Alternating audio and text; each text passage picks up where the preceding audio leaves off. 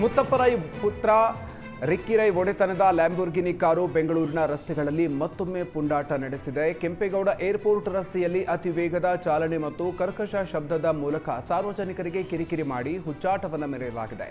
Car ವೇಗವಾಗಿ ಚಲಾಯಿಸುವಾಗ ಸೈಲೆನ್ಸರ್ನಿಂದ ಕರ್ಕಶ ಶಬ್ದದೊಂದಿಗೆ ಬೆಂಕಿ ಉಗುಳುವ ದೃಶ್ಯಗಳು ಸೆರೆಯಾಗಿದೆ.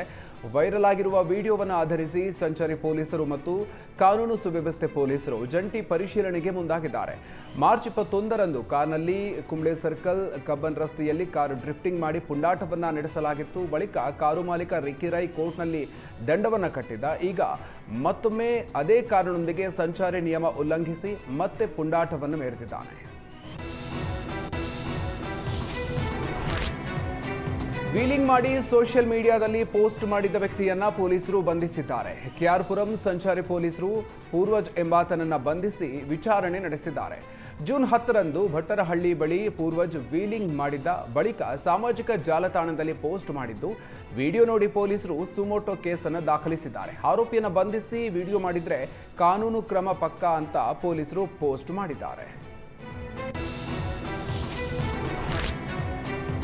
ವಿದ್ಯಾರ್ಥಿಗಳಿಗೆ ಉಚಿತ ಬಸ್ ಪಾಸ್ ನೀಡುವ ಬಗ್ಗೆ ಕೆಎಸ್ಆರ್ಟಿಸಿ ಅಧಿಕೃತ ಆದೇಶ ಹೊರಡಿಸಿದೆ. ವಿದ್ಯಾರ್ಥಿ ಪಾಸ್ ಪಡೆಯೋದಕ್ಕೆ ಸೇವಾ ಸಿಂಧು ಪೋರ್ಟಲ್ನಲ್ಲಿ ಅರ್ಜಿಯನ್ನು ಸಲ್ಲಿಸಬಹುದು. ಶಾಲೆಗಳಲ್ಲೂ ಕೂಡ ಉಚಿತ ಬಸ್ ಪಾಸ್ಗೆ ಅರ್ಜಿಯನ್ನು ಸಲ್ಲಿಸೋದಕ್ಕೆ ಅವಕಾಶ ಕಲ್ಪಿಸಲಾಗಿದೆ. ಈಗಾಗಲೇ ವಿದ್ಯಾರ್ಥಿಗಳು ಪಡೆದ ಪಾಸ್ ಚಾಲ್ತಿಯಲ್ಲಿರಲಿವೆ. ವಿದ್ಯಾರ್ಥಿಗಳು ಪಾವತಿಸಿದ ಹಣ ವಾಪಸ್ ನೀಡೋದಕ್ಕೆ ತೀರ್ಮಾನಿಸಲಾಗಿದೆ.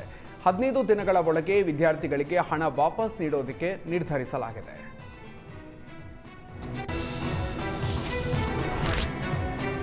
ಧಾರವಾಡ ಕೇಂದ್ರ ಕಾರಾಗೃಹ ಜೈಲರ್ ಸಿದ್ದರಾಮಪ್ಪ ಆತ್ಮಹತ್ಯೆ ಪ್ರಕರಣಕ್ಕೆ ಟ್ವಿಸ್ಟ್ ಸಿಕ್ಕಿದೆ. ಕಾರಾಗೃಹ ಡಿಜಿಪಿ ಅಲೋಕ್ ಕುಮಾರ್ ಮೇಲೆ ಗಂಭೀರ ಆರೋಪ ಕೇಳಿಬಂದಿದೆ. ಅಲೋಕ್ ಕುಮಾರ್ ಮೇಲೆ ಕಿರುಕುಳ ಕೇಸ್ ದಾಖಲಿಸೋದಕ್ಕೆ ಕುಟುಂಬಸ್ಥರು ನಿರ್ಧರಿಸಿದ್ದಾರೆ. ಧಾರವಾಡ ಉಪನಗರ ಠಾಣೆಯಲ್ಲಿ ದೂರು ನೀಡೋದಕ್ಕೆ ಸಜ್ಜಾಗಿದ್ದಾರೆ.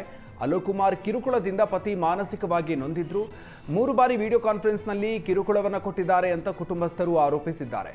ಗಂಡನ ಸಾವಿಗೆ ನ್ಯಾಯ ಸಿಗಬೇಕು ಅಂತ ಪತ್ನಿ ಲಕ್ಷ್ಮಿ ಕಣ್ಣೀರಿಟ್ಟಿದ್ದಾರೆ.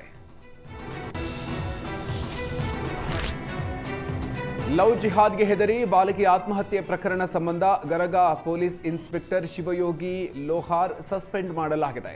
ಕೇಸ್ ದಾಖಲಿಸಿಕೊಳ್ಳದೆ ರಾಜಿ ಮಾಡಿದ್ದಾರೆ ಅಂತ ಶಿವಯೋಗಿ ಮೇಲೆ ಆರೋಪ ಕೇಳಿಬಂದಿತ್ತು. ಪೋಕ್ಸೋ ಪ್ರಕರಣ ದಾಖಲಿಸದೆ ರಾಜಿ ಸಂಧಾನ ಮಾಡಿದ್ದಾರೆ ಅಂತ ಆರೋಪಿಸಲಾಗಿತ್ತು. ಈ ಹಿನ್ನೆಲೆಯಲ್ಲಿ ಇನ್ಸ್ಪೆಕ್ಟರ್ ಸಸ್ಪೆಂಡ್ ಮಾಡಿ ಎಸ್ಪಿ ಆದೇಶವನ್ನು ಹೊರಡಿಸಿದ್ದಾರೆ. ಅಲ್ಲದೆ ಪ್ರಕರಣ ಸಂಬಂಧ ನಿನ್ನೆ ಬಜರಂಗ ದಳದಿಂದ ಹೋರಾಟವನ್ನು ನಡೆಸಲಾಗಿತ್ತು. ಗರಗ ಗ್ರಾಮದಲ್ಲಿ ಕಾರ್ಯಕರ್ತರು ಪ್ರತಿಭಟನೆಯನ್ನು ನಡೆಸಿದರು. ಕರ್ತವ್ಯ ಲೋಪ ಎಸಗಿರುವ ಆರೋಪದ ಮೇಲೆ ಇನ್ಸ್ಪೆಕ್ಟರ್ ಅಮಾನತು ಮಾಡಲಾಗಿದೆ.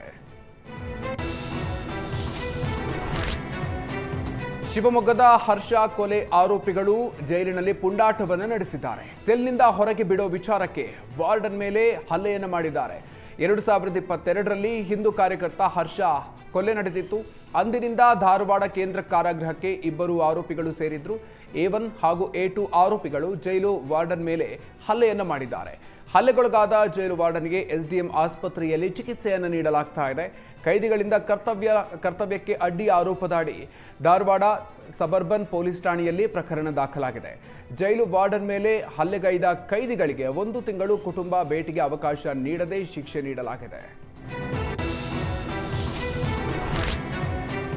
ಚಾಮರಾಜನಗರ ಜಿಲ್ಲೆಯಲ್ಲಿ ಅಕ್ರಮವಾಗಿ ಕೇರಳಂ ರಾಜ್ಯದ ಲಾಟರಿ ಟಿಕೆಟ್ಗಳನ್ನು ಮಾರಾಟ ಮಾಡ್ತಾ ಇದ್ದ 2 ಪೊಲೀಸರು ಬಂಧಿಸಿದ್ದಾರೆ. ಆರೋಪಿಗಳಿಂದ 38,000 ರೂಪಾಯಿ ಮೌಲ್ಯದ 760 ಲಾಟರಿ ಟಿಕೆಟ್ಗಳನ್ನು ವಶಕ್ಕೆ ಪಡ್ಕೊಳ್ಳಲಾಗಿದೆ.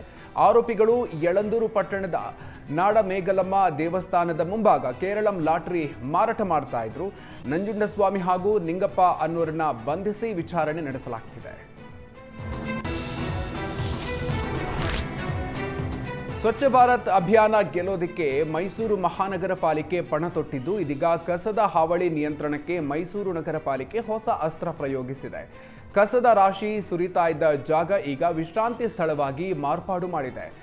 ರಾಮಾನುಜ ರಸ್ತೆಯ ಅಕ್ಕಮಣ್ಣಿ ಆಸ್ಪತ್ರೆ ಉದ್ಯಾನದ ಪಕ್ಕದ ಜಾಗದ ಬಳಿ ಜನರು ಕಸವನ್ನು ಸುರಿತಾ ಇದ್ರು. ಸಿಸಿ ಕ್ಯಾಮೆರಾ ಅಳವಡಿಸಿದ್ರು, ಯಾವುದೇ ಪ್ರಯೋಜನ ಆಗಿರಲಿಲ್ಲ. ಹೀಗಾಗಿ ಸಾರ್ವಜನಿಕರ ವಿಶ್ರಾಂತಿ ಸ್ಥಳವನ್ನಾಗಿ ಮಾರ್ಪಾಡು ಮಾಡಲಾಗಿದೆ.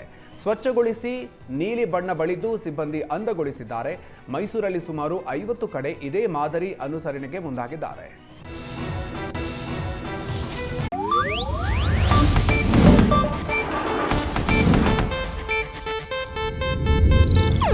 ಇದು ಏಷ್ಯಾನೆಟ್ ನ್ಯೂಸ್ ನೆಟ್ವರ್ಕ್ ಪ್ರಸ್ತುತಿ.